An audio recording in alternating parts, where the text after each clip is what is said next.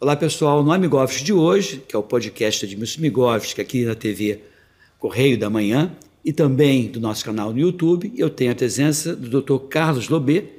Ele tem aí mais de 2 décadas de experiência e o assunto vai ser mercado de saúde geral aqui no Brasil, falar de propostas para melhorias desse mercado e também aspectos éticos na bioética clínica.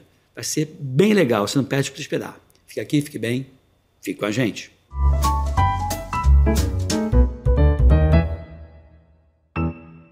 Olá pessoal, conforme prometido, estou aqui com o Dr. Carlos Lobet. O nome dele vai aparecer aqui embaixo, para que vocês entendam como é que se escreve, que escreve de uma forma um pouco diferente. E ele foi convidado para discutir o mercado de saúde geral no Brasil, problemas e desafios. O papo tem 17 minutos, esse primeiro bloco, então você tem que botar todo esse mercado e todos os problemas em 17 minutos. Obrigado, Carlos, por estar aqui com a gente. Perfeito, obrigado pelo convite, é um prazer estar aqui.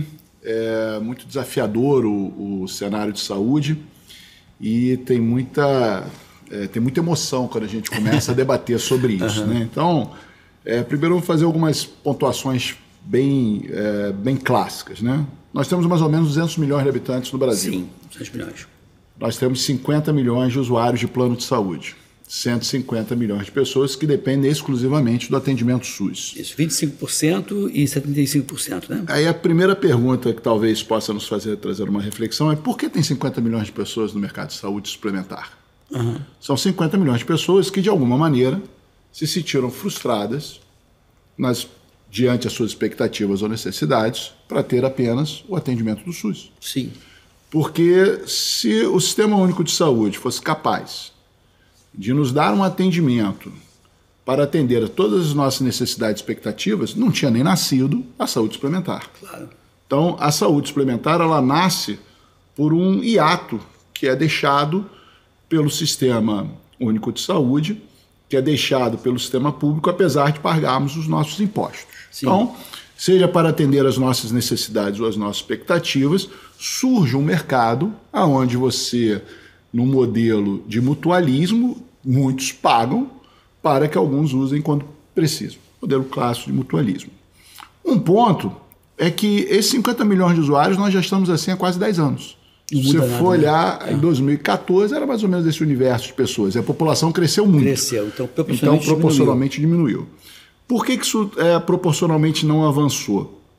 Porque, infelizmente, os custos em saúde eles aumentaram numa progressão muito forte e que as operadoras, tendo cada vez mais obrigações perante a assistência, você não consegue vender um plano barato. Sim. Então, o que tem acontecido na última década é que a impossibilidade de você vender plano barato limitou em torno de 50 milhões. Esse é o primeiro ponto. E o que a gente precisa discutir é o seguinte, olha, a população está envelhecendo, a pirâmide etária está envelhecendo, as pessoas estão com diversas doenças crônicas, o sedentarismo, a obesidade, alguns vícios, tabagismo e outros. Há uma tendência, até pelo envelhecimento, desse custo ficar maior. Sim. Se nós não discutirmos de uma maneira muito profunda o que realmente vai ser obrigação do sistema suplementar, podemos estar caminhando para mensalidades impagáveis. Você fala, nós precisamos discutir. Quem seria esse nós? A sociedade. A sociedade. A sociedade precisa discutir, porque se a sociedade definir que uma operadora tem que cobrir tudo, tem uma expressão que eu gosto muito, que é o seguinte, a operadora não paga nada. Quem paga é o beneficiário. Claro. A operadora, ela acumula um dinheiro da mensalidade paga no modelo de mutualismo e ela administra esse dinheiro. Sim. Então, se você aumentar o custo das coberturas, isso volta em forma de rateio das mensalidades. Sim, então, se a sociedade não discutir a profundidade que ela vai entregar, pode ser que no futuro a gente tenha plano que só rico possa pagar. Então, hoje, os 50 milhões de usuários é uma certa estagnação da sociedade, você passar uma década e não ampliar muito isso e percentualmente talvez até cair. Se nós não definirmos qual é o limite das obrigações, a gente pode estar aqui no futuro um idoso de 70 anos, para ter plano de saúde, tem que pagar 4, 5, 6 mil reais. Vai existir plano de saúde? Vai. Vai existir serviço suplementar, saúde suplementar? Vai. Mas para um número menor de pessoas. Quando você fala dessa realidade, né, 75% seria só SUS e 25% seria a saúde suplementar, essa proporção que você vê no Brasil se repete em outros países? Eu prefiro colocar de uma outra forma.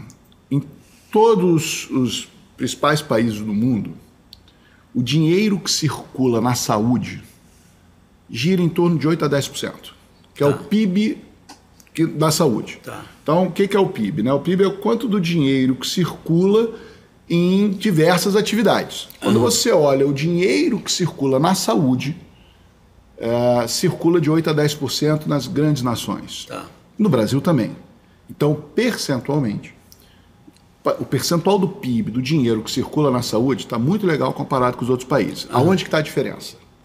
Quando você olha desse dinheiro que circula, o quanto que foi a participação do governo federal, estadual e municipal, e o quanto foi das famílias pagando plano de saúde, das empresas pagando plano de saúde, da família pagando seu atendimento, é muito maior. Entendi. Então, desses, vamos botar 9,6%, o governo está com 3,8%. Entendi. Então, em comparação com as outras grandes nações, entendi, o dinheiro que circula na saúde do Brasil pelos governos é o menor. Engraçado. Então, você acha que... Eu sei que o nosso papo aqui é muito mais essa questão da saúde suplementar, mas assim, dentro do SUS, então você acha que ainda se coloca pouco recurso?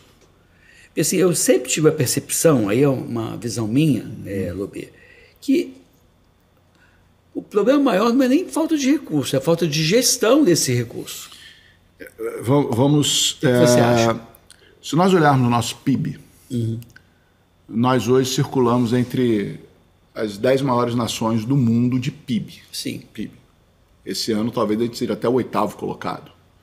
Então o dinheiro que circula em nosso país é maravilhoso.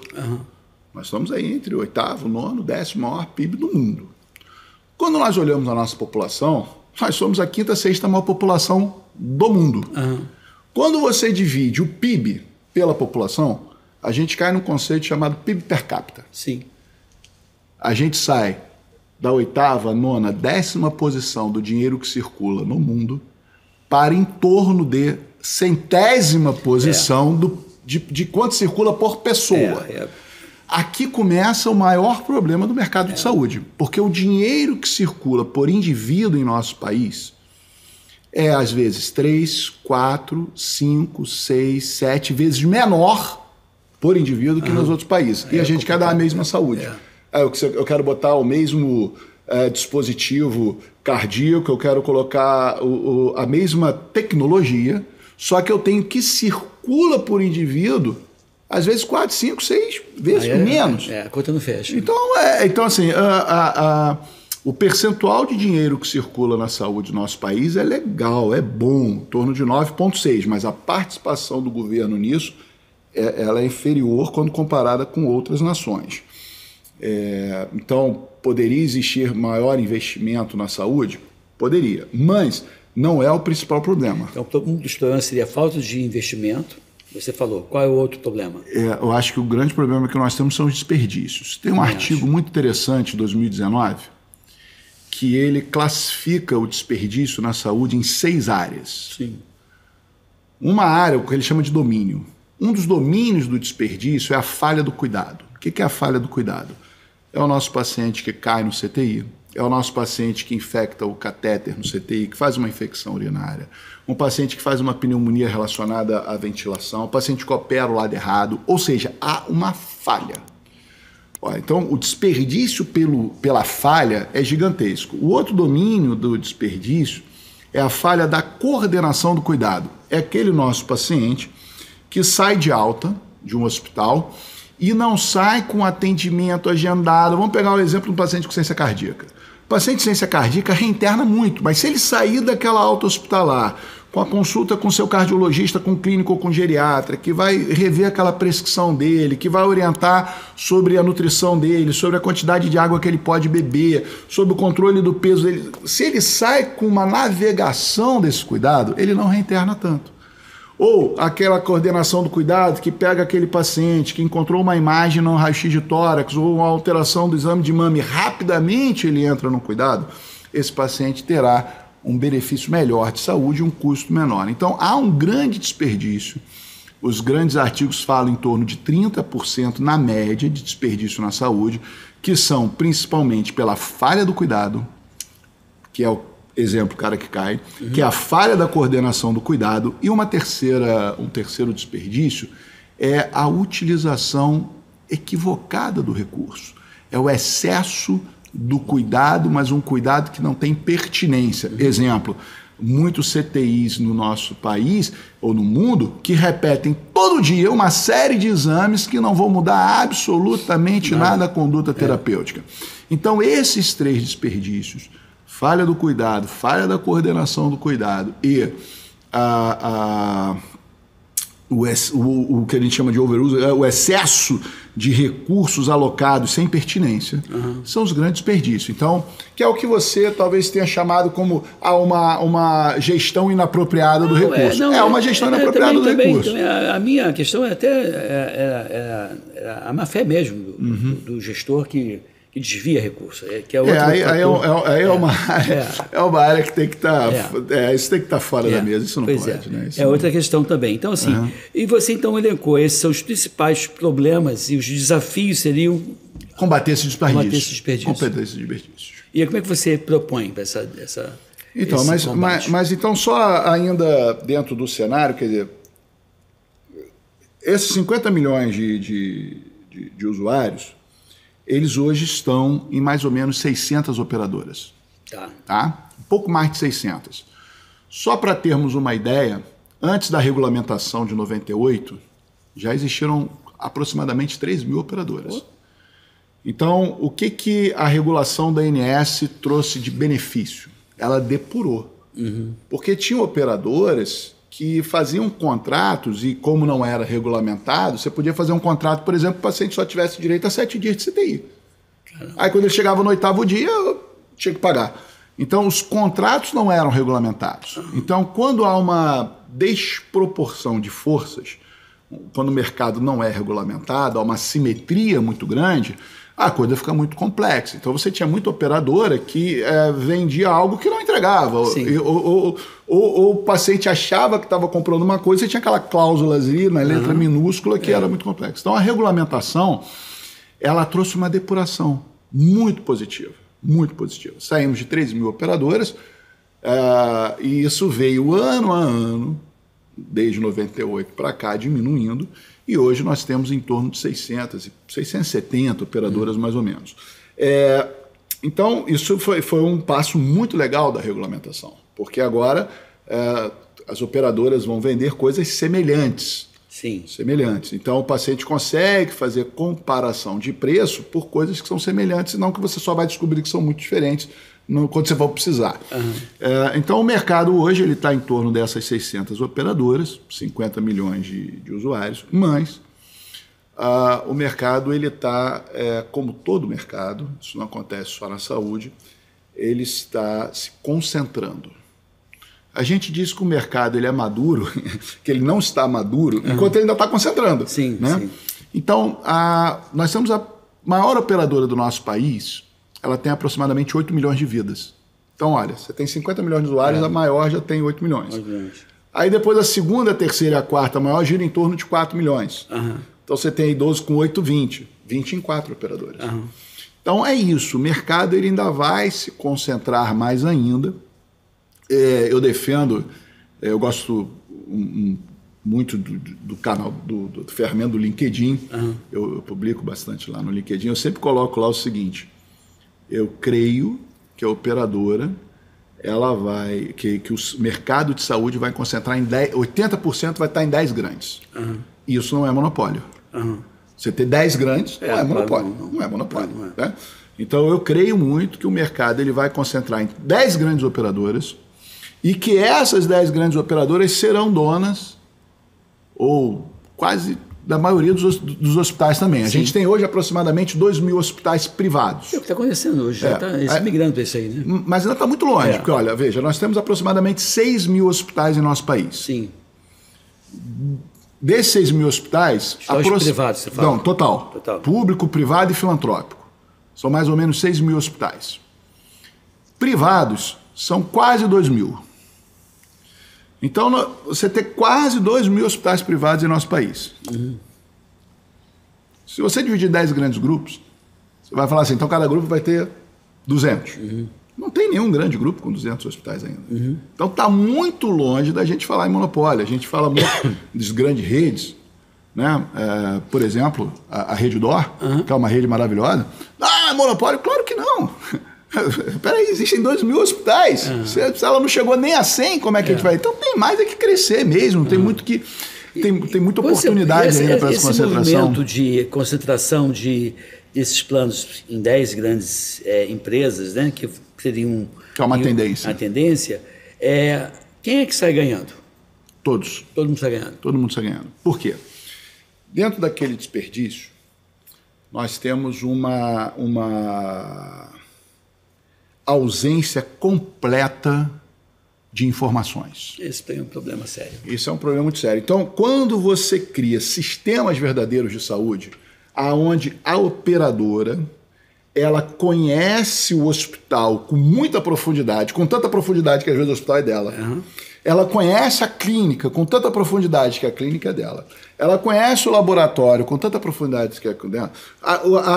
Os dados que circulam ali são capazes de gerar informações importantes para a gestão da saúde. Porque hoje é muito fragmentado. Hoje, o paciente vai num consultório, aquilo que acontece no consultório a operadora não sabe. Não sabe. Aí ele vai fazer um exame no laboratório que a operadora não sabe. Se o paciente trocar de médico, outro médico não sabe daquele resultado. Repete então todos os não anos. há interoperabilidade. Se não há interoperabilidade, não há gestão do cuidado. Então, quando você passa a pensar no mercado com 10 grandes grupos, né, cuidando, né, 80% em 10 grandes grupos, 20% vai estar ali em pequenos grupos ou nichos, né? Por exemplo, o nicho do idoso. O nicho do idoso né, trabalhar com o idoso é uma habilidade diferente, né? Então, quando você pensar ali aí você vai realmente ter um sistema de saúde, aonde eu conheço pacientes, aquele paciente. Eu vou dar um exemplo muito pessoal. Eu tenho um plano de saúde meu, da minha esposa e das minhas filhas, que não é o plano que eu dirijo, porque eu tenho 2 filhas pequenas.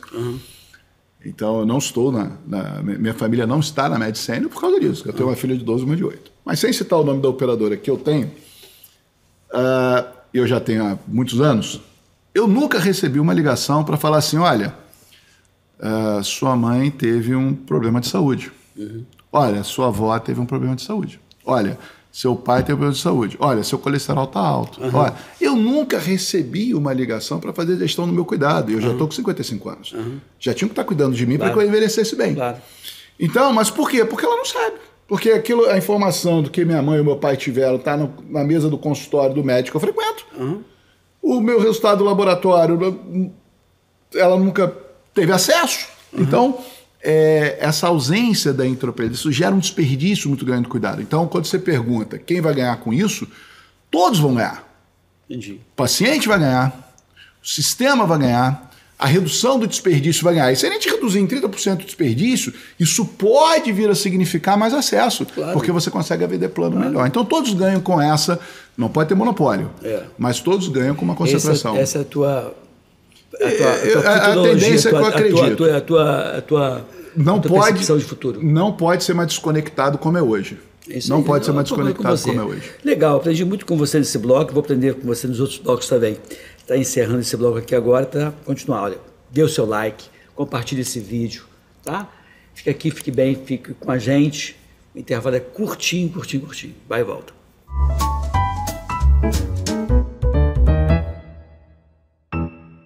Olá pessoal, retomando aqui nosso podcast, estou aqui com o Dr. Carlos Lobet, está aqui embaixo é o nome, né? E onde ele trabalha, para vocês localizarem ele. Também está no LinkedIn também, né? Carlos Lobet. Qual é o teu contato? Carlos Lobet. Dessa mesma forma, nós vamos discutir nesse bloco quais são as propostas para melhorias da saúde suplementar, né? Não sei se você também vai falar alguma coisa sobre saúde São pública. Comuns. Então tá bom. Então a gente vai falar. Então o papo é bem interessante, porque vai não só contemplar quem tem plano de saúde, mas também quem tem aí, está no Sistema Único de Saúde, ainda mais que a gente está gravando esse vídeo em junho de 2024, esse ano de eleição para prefeito e também para vereador. É interessante que você até arrume argumentos para criticar ou para apertar o teu candidato aí. Obrigado, hein? Vamos lá tocar esse bloco, Carlos. Me fala sobre propostas de melhorias na saúde como um todo. Eu tenho um pouco mais de 2 décadas de formado. A gente não teve nem a oportunidade de falar no primeiro bloco, mas você tinha pedido para falar um pouquinho da minha experiência, né? Isso. Então vamos lá. Sou médico de formação, fiz a especialização em cardiologia na Santa Casa da Misericórdia, no Rio de Janeiro, e no Hospital Procardíaco. Sim.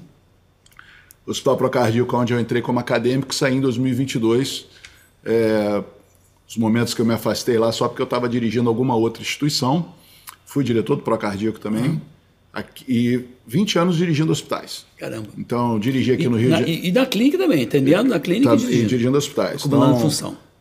Aqui no Rio de Janeiro eu dirigi o Hospital Procardíaco, aqui em Botafogo. Dirigi o Hospital São Lucas, de Copacabana.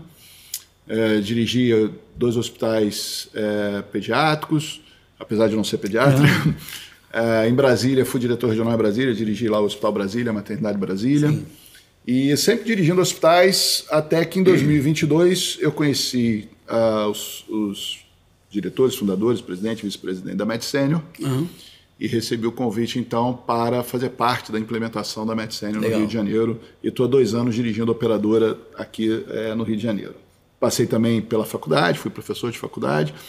E quando era professor na faculdade de medicina, em um determinado momento, quando faço meu MBA de gestão na Fundação Getúlio Vargas, já acabo o MBA e viro professor lá e sou até hoje. Então hoje eu circulo aí de Chapecó a Manaus, vou ao Brasil todo, dando aula de gestão de saúde pela FGV e atuando aí na MedSenior. E por que a gente, aonde isso tudo converge com as propostas de melhoria?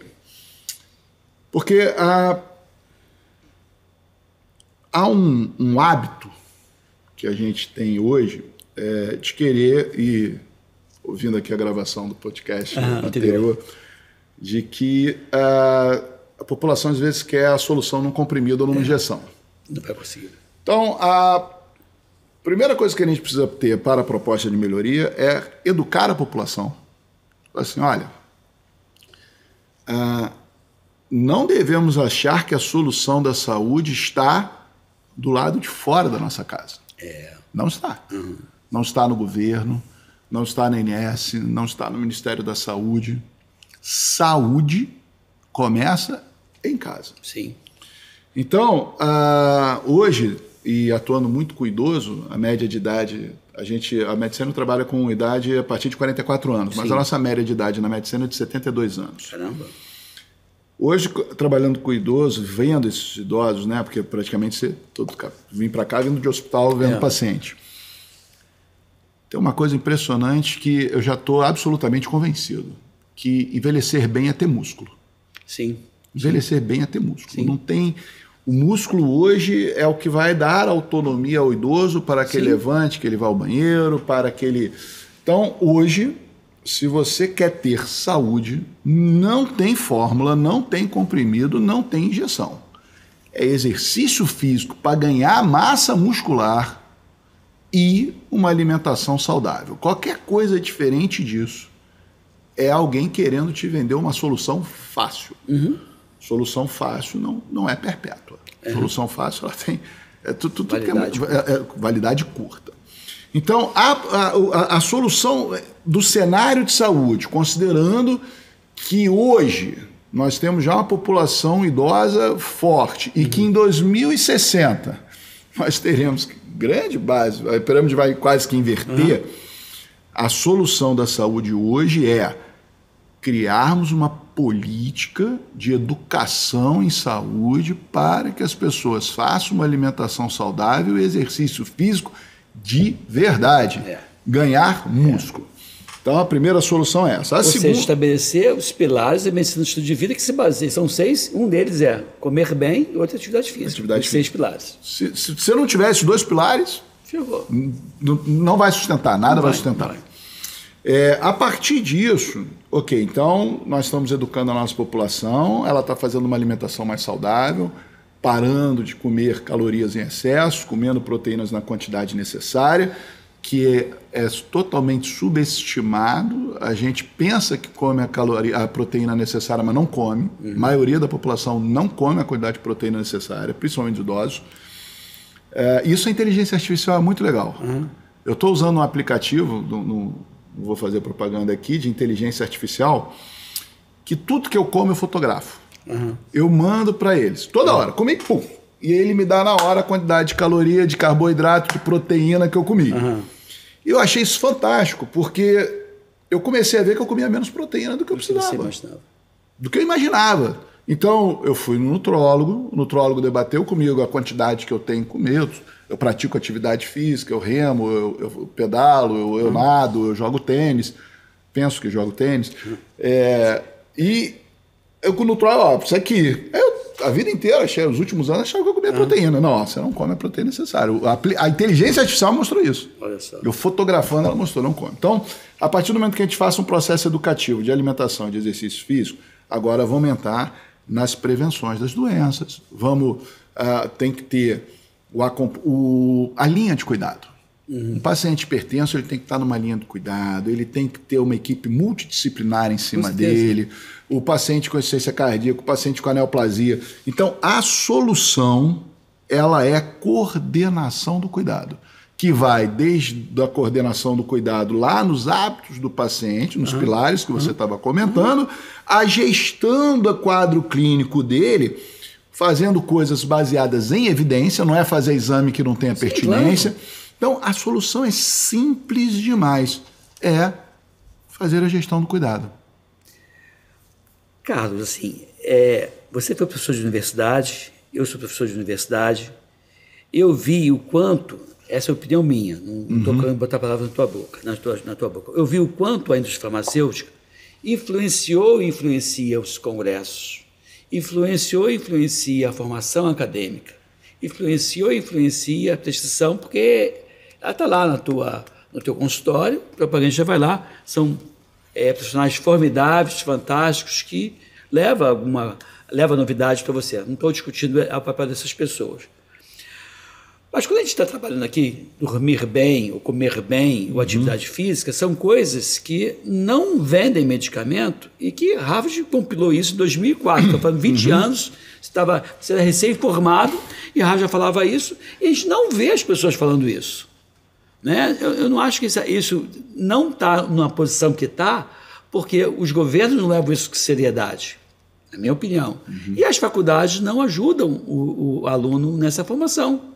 O meu filho, que participou de um podcast recente aqui, eu perguntei para ele, o que você aprendeu de medicina, do estilo de vida?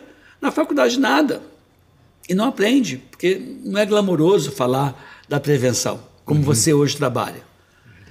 Né? Eu acho que isso dificulta um pouquinho. Só que a gente tem uma oportunidade maravilhosa agora. Que bom. Qual é a oportunidade? Conforme esses grandes grupos vão se formando... entendi. O grande grupo... por exemplo, eu vou lembrar aqui... O grande aliado da medicina do estilo de vida vai ser os grandes grupos. Eu vou trazer um exemplo aqui, que quando eu fui aluno do MBA, na Fundação Getúlio Vargas, o meu professor disse assim, eu não concordo que uma operadora de saúde tenha um pronto-socorro dela, que tem um hospital dela. Nessa época eu já era diretor de hospital, o hospital que era ligado, então eu era ligado ao Grupo Amil. Eu levantei a mão e falei, professor, discordo. Por que não? Por que não? Mas está no imaginário das pessoas que um serviço gerido pelo plano de saúde, ele é de uma qualidade menor. Está no imaginário. Está no imaginário. A pessoa fica assim, não, tem, né? Que a gente pode comentar sobre os conflitos de interesse daqui a pouco. Mas não tem nada mais caro para uma operadora de saúde que um paciente vá num pronto-socorro e receba alta sem que ele tivesse condições de alta. Porque ele vai voltar. E vai voltar pior. E vai voltar mais grave. Então, se era um quadro infeccioso que não foi bem diagnosticado, ele vai voltar séptico, vai para o CTI. Se era uma síndrome coronariana que não foi bem investigada, ele vai voltar em infarto, vai ter perdido o músculo cardíaco, vai ser um paciente sem cardíaco pro resto da vida. Se era um AVC que não foi bem diagnosticado, ele vai voltar hemiplégico, porque não fez o trombolítico quando era para ser feito. Então, não tem nada mais caro para uma operadora de saúde do que um atendimento mal feito.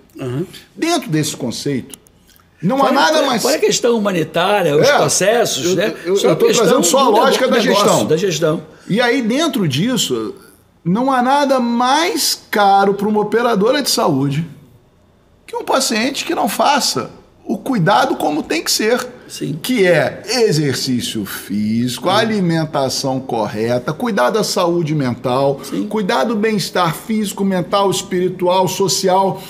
Então, os grandes grupos, eles vão cada vez mais ter interesses econômicos, além do propósito. Porque o propósito, ele está eminente, mas propósito sem dinheiro... Então, não adianta eu ter o propósito e não tenho dinheiro para financiar. Então, além do propósito do cuidar bem, economicamente falando, seja sistema público, seja sistema privado, economicamente falando...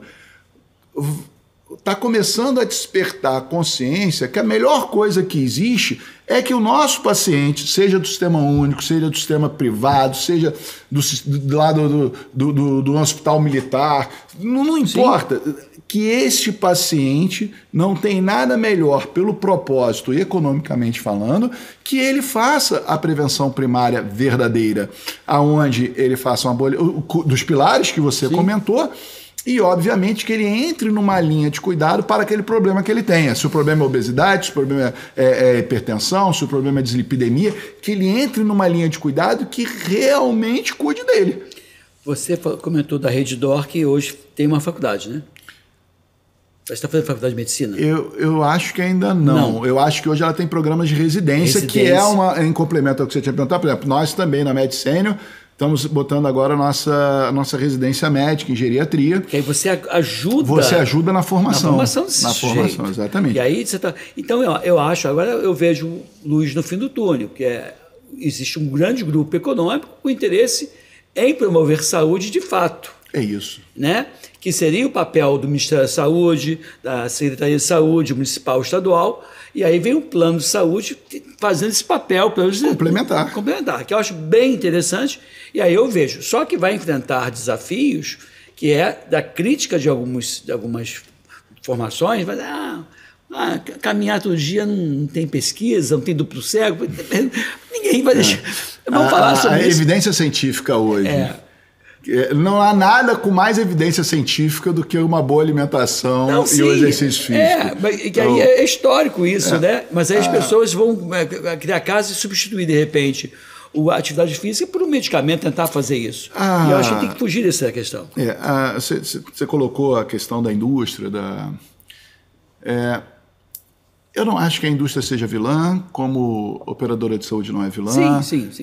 O grande vilão é a nossa mente. O grande vilão é a nossa mente. Quer dizer, se eu me permito aderir à ideia de que uma injeção é melhor do que atividade física, não foi a indústria que fez isso. Foi a minha mente que fez. A gente tem que educar. Tem que educar. Educar. E você não educa de uma hora para outra. E é mais trabalhoso? É mais trabalhoso. Assim...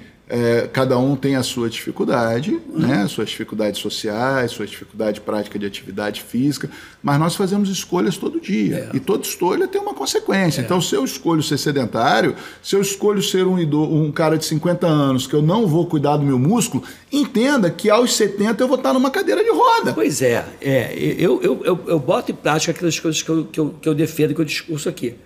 Agora, também cabe aos governantes, por exemplo, estava alguém comentando aqui, um outro colega nosso, médico, que veio aqui dizendo que tinha uma relação grande de obesidade com a baixa renda, por conta das pessoas trabalharem longe do grande centro, demora 2h30 para ir, 2h30 para voltar, acabou a disposição dele para dar uma caminhada. A gente tem que começar a pensar em adequar isso. Acho também que a gente tem que levar essa informação para a escola. Eu tinha um projeto, Lobê, que era chamado Escola Amiga da Criança. Teve a TV andou falando do amigo da escola. Não, a ideia era a escola ser amiga da criança no sentido de colocar em prática essas orientações acerca dos pilares da medicina do estilo de vida para fazer com que essa criança influencie em casa ou, pelo menos, seja um adolescente ou um adulto com um pouco mais de consciência na promoção de saúde. Né?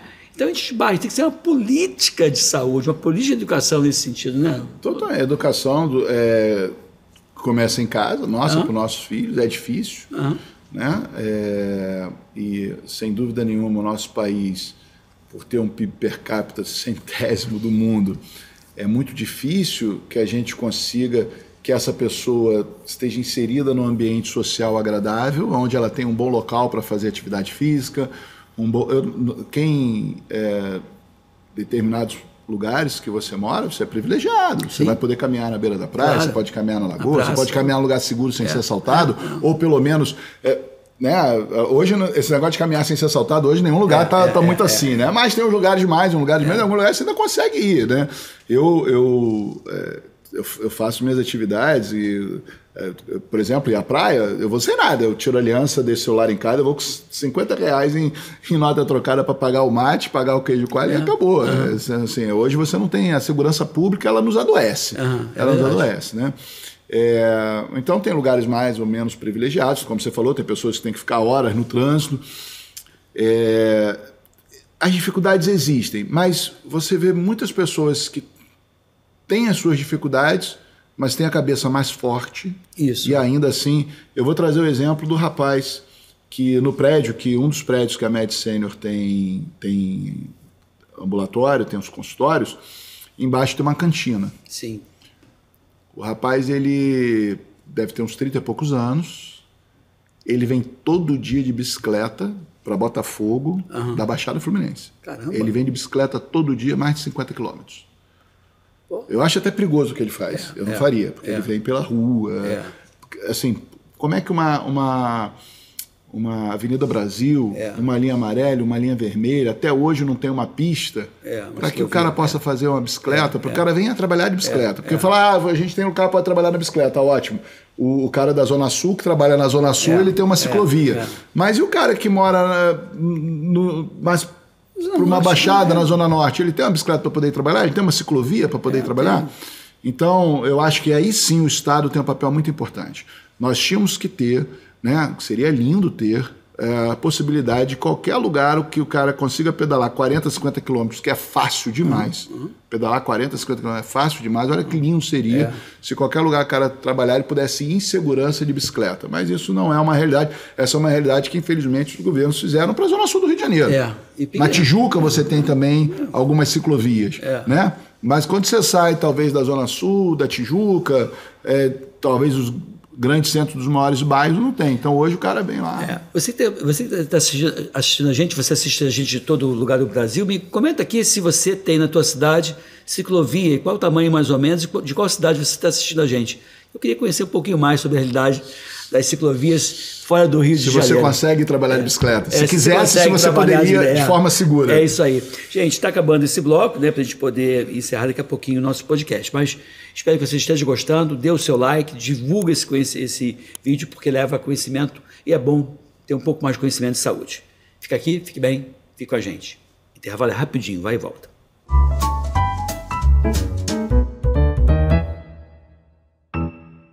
Olá pessoal, estamos aqui no nosso podcast Migovski, podcast de Edmilson Migovski, aqui na TV Correio da Manhã e também no meu canal no YouTube.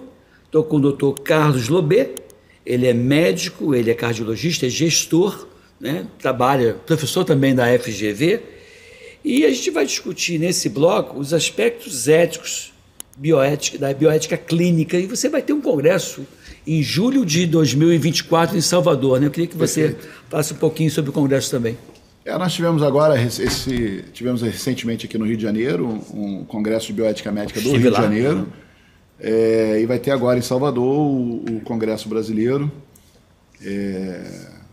Realmente é uma oportunidade muito boa de você ter equipes multidisciplinares debatendo a decisão clínica beira-leito com a ética, né? E aí entra um ponto que já é provocativo. é que não existe nem certo nem errado, né? Mas existe o que a gente tem usado como termo, que é o grande conflito. É a ética do indivíduo ou é a ética do coletivo? Vou dar um exemplo. Isso é difícil saber essa, É né? difícil demais. Nós, médicos, fomos treinados na universidade para pensar no indivíduo. Sim. Tudo para aquele indivíduo. Custe o que custar. Tudo para o indivíduo. Uma pessoa que tem uma formação como um economista, ele já pensa no coletivo. E isso é muito interessante, porque a gente tem que achar o equilíbrio disso. Quando a gente comentou lá no primeiro bloco que a sociedade tem que definir, isso vai cair bem nisso. Vamos imaginar o seguinte cenário. Eu quero dar tudo para um determinado indivíduo. Então, eu tenho 1 litro d'água. E esse cara precisa de 1 litro d'água para sobreviver. Eu vou querer dar esse 1 litro d'água para ele. Uhum. Só com esse mesmo litro, se eu der 100 ml para 10 pessoas, manteria viva 10 pessoas. Então, essa é a grande dificuldade ética hoje. Como que a gente define isso? Ora, é muito delicado esse assunto. Porque se eu quiser dar tudo para um indivíduo, ok, mas isso tem um custo. Uhum. E esse custo, ele compromete a vida de outras pessoas. Então, quando a gente pensa, por exemplo, numa criança, a família se cotiza para pagar a fralda. Uhum.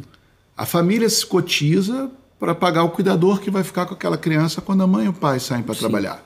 Ou a família reveza e cuida daquela criança, ou eles contratam uma babá. Quando a pessoa fica idosa, ela vai precisar da mesma fralda, ela vai precisar do mesmo cuidador. Uhum. Mas agora a família não quer mais se cotizar. Uhum. Ela entra com uma ação contra a operadora de saúde e quer que a operadora pague o cuidador, pague os remédios, pague o cuidado, pague o home care. Uhum. Tem nenhum problema. A operadora pode pagar. Só que essa mensalidade mensalidade vai virar de 8 mil reais, 7 mil reais, 6 mil reais. Então você vai ter um grupo de idosos que vão ter em detrimento de um preço, às custas de uma mensalidade muito alta. Então a sociedade precisa discutir eticamente até onde a gente vai dar algo para um indivíduo, porque isso compromete o recurso do coletivo. Mas nós, médicos, não estamos preparados para esse debate. Exemplo, essa questão do rol. Uhum.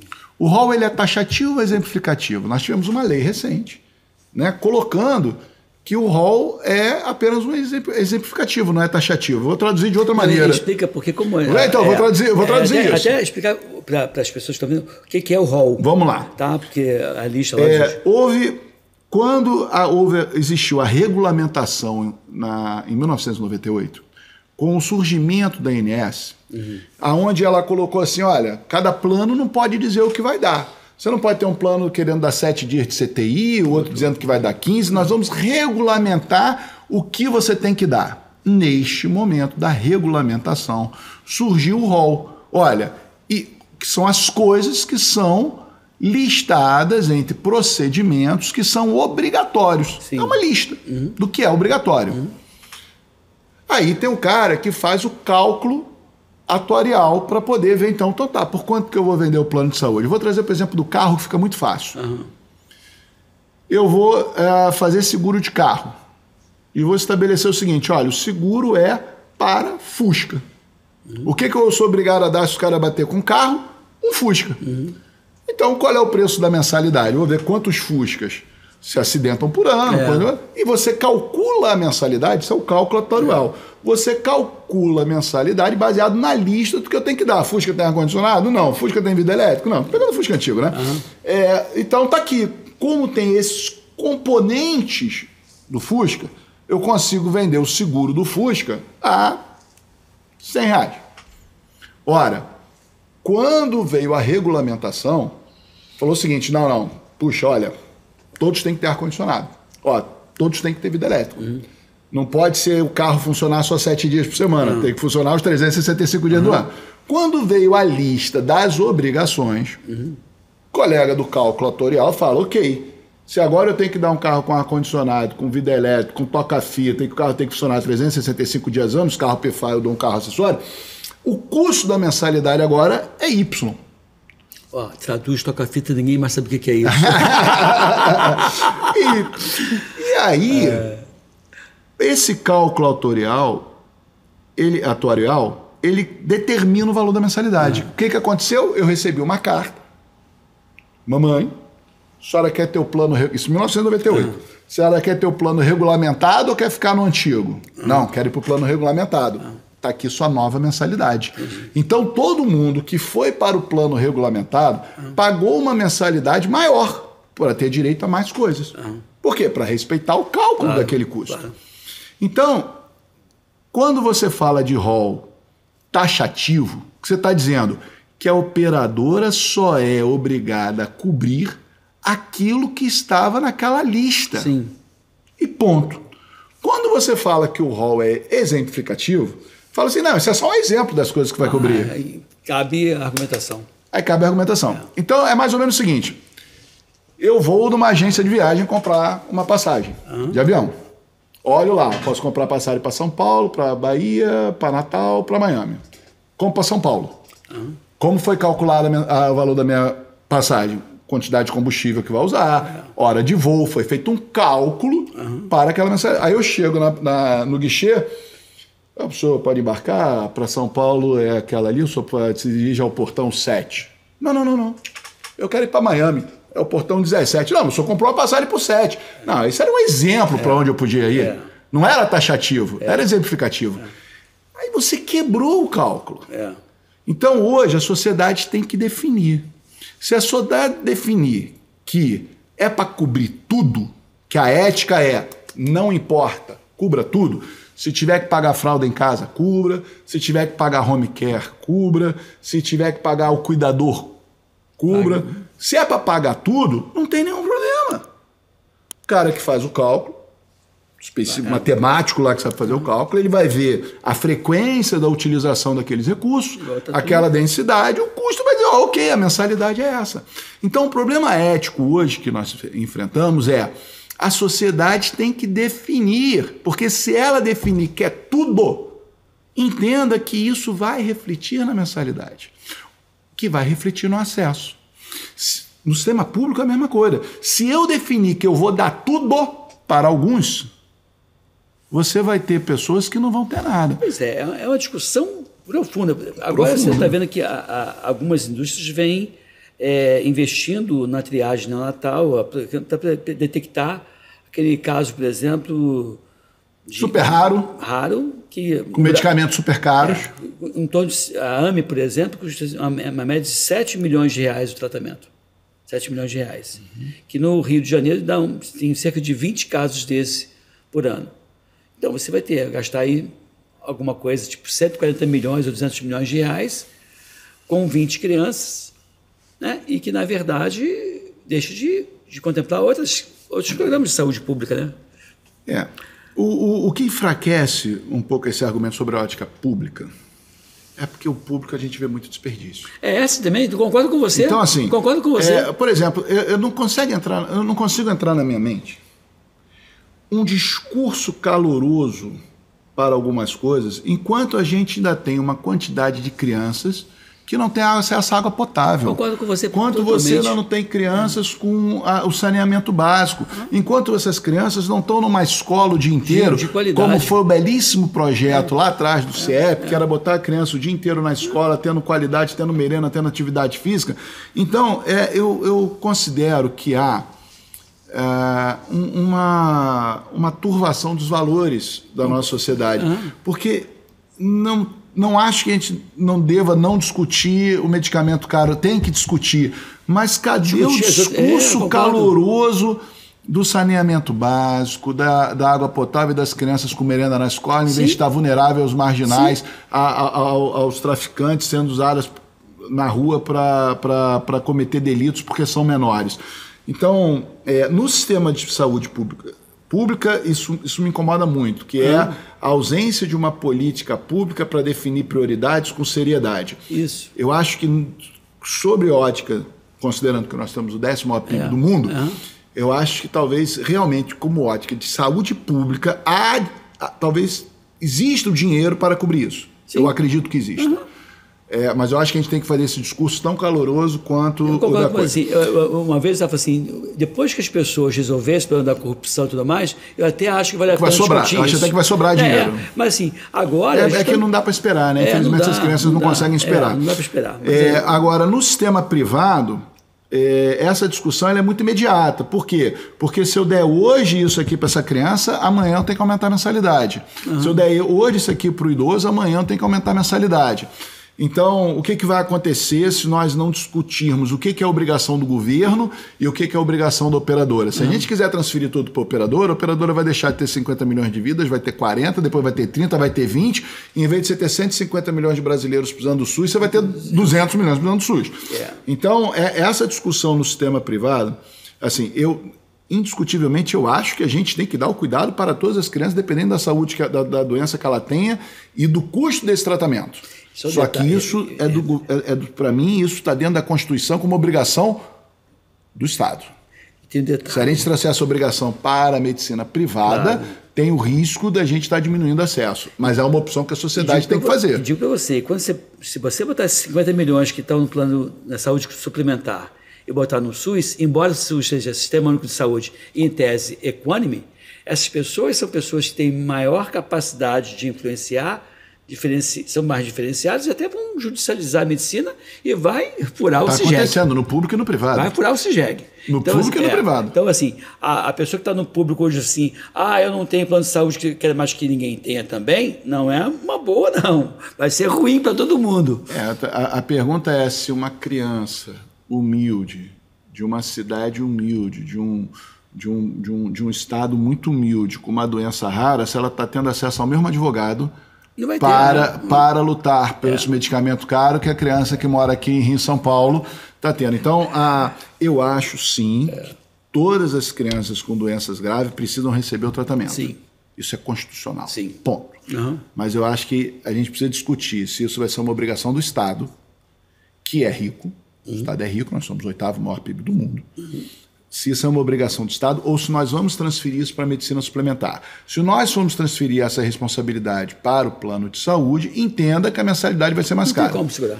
Não, só vai ser mais cara. Aí você, em vez de ter 50 milhões de usuários, não vai dar para... Na saúde suplementar, é um sistema de mutualismo. As pessoas pagam uma mensalidade que cubra o custo. Se aumentar o custo, a mensalidade aumenta. Isso não tem como ser diferente. Não é subsidiado pelo governo. Não é. E pelo contrário, é taxado. Né? E essas... O que vocês pretendem discutir, então, nesse Congresso Brasileiro de Bioética, em julho de 2024, em Salvador? É nessa linha também vai ser discutido? Esse é um dos temas. Né? Tem outros pontos que estão muito mais ali na beira do leito, que são pacientes onde a gente tem que discutir se nós não estamos fazendo cuidados fúteis e prolongando a dor do paciente. Sim. Então, você tem pacientes com doenças graves, você tem pacientes com doenças dolorosas e que, às vezes, você está colocando alguns recursos, você está prolongando a dor. Sim. Então, essa é uma grande discussão bioética. Quando que você começa a errar por uma prescrição excessiva? E isso, esse diálogo com a família, esse diálogo com o paciente poder materializar a sua vontade, né, de fazer por escrito, inclusive, o que ele deseja em determinadas situações clínicas. Isso é uma coisa que a nossa sociedade ainda tem que debater muito, amadurecer muito, que são questões bioéticas, médicas, clínicas, ali da beira do leito, né? Daquele paciente que tem uma situação terminal e que não quer ser submetido a um determinado procedimento. Tem direito, né? Tem direito. Então, esse é um debate muito legítimo. Essa história que eu vou contar tem uns 40, quase 35, 36 anos atrás, eu tenho 40 anos de formado. E aí um menino que tinha talassemia major, que vivia numa enfermaria de crianças com leucemia, na época as crianças morriam muito, hoje, graças a Deus, a quimioterapia avançou bastante, e aí ele dizia assim para mim: tio, se eu parar não me entuba não, hein? Ele falava isso, né? Assim, na linguagem dele, né? E ele sabia que tinha vida curta, via a experiência das outras crianças numa enfermaria, que até chegava a botar o biombo, ele via, já era um menino mais espertinho pela doença, ele falava isso, ou seja, ele declarava que não queria ter a vida prolongada de uma forma artificial, porque ele sabia que a vida dele era muito ruim, mas tinha essa consciência. O que, infelizmente, nós somos seres humanos, infelizmente.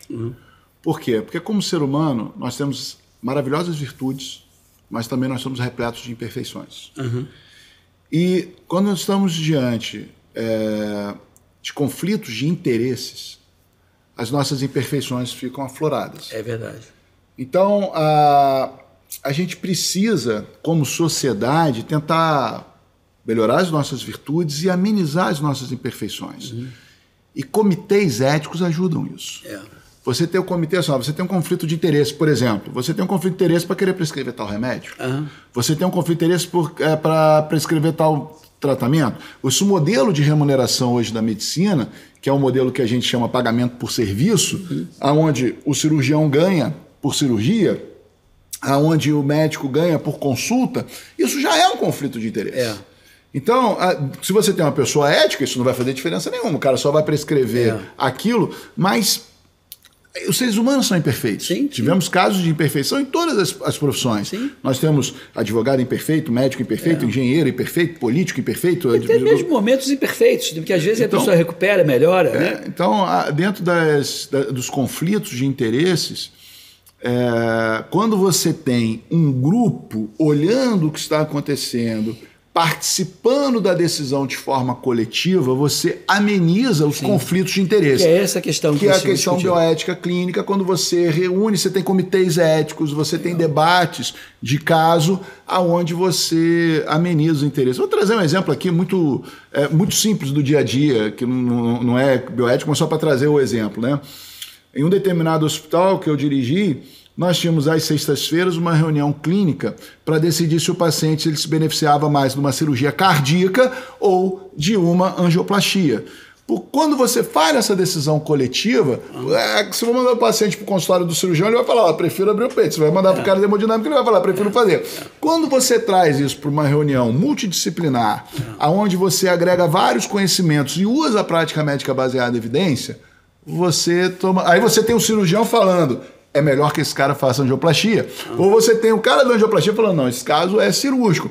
Quando você traz pessoas bem intencionadas, com a evidência clínica na mesa, para um debate transparente, rapaz, como você lapida as virtudes. E é isso que vocês vão discutir no congresso. É isso que a bioética clínica propõe, aonde você toma as melhores decisões do paciente, baseado em evidência, respeitando as vontades do paciente, obviamente, até o limite que a ética permite. Né? A gente está encerrando aqui agora, Carlos Lobé, doutor Carlos Lobé, eu queria que você desse a palavra final e abrir aqui, franquear esse espaço para você voltar outras vezes. Nosso papo passou muito rápido. Mas vamos lá, palavras finais aqui para os nossos espectadores aqui na Câmara 1. Olha, como o assunto principal é ética,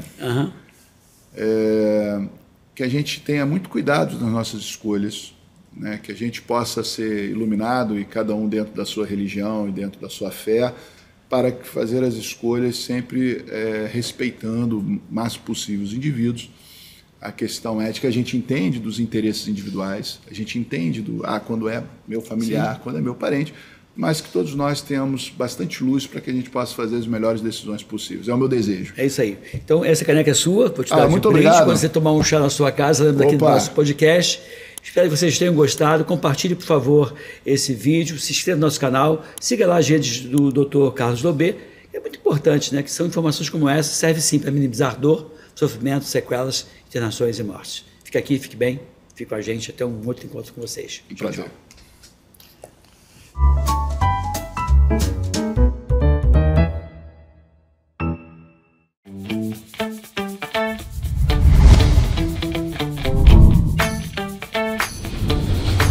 TVC, a TV do Correio da Manhã.